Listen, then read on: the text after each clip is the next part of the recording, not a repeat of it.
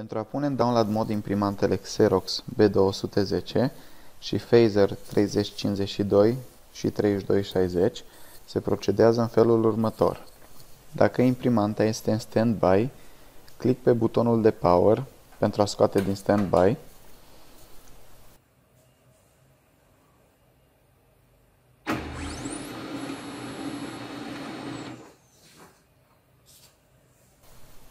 Oprește imprimanta.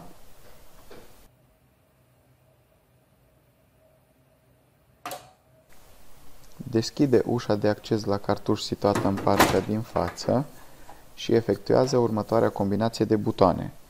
Cu un deget ține apăsat butonul roșu, Stop Clear, iar cu a doilea deget apasă butonul de Power. După 3 secunde eliberează ambele butoane, motoarele imprimantei nu pornesc, butonul de Power rămâne în verde, iar LED-ul de la status este oprit. Imprimanta este în download mod acum, pregătită pentru a încărca programul de resoftare.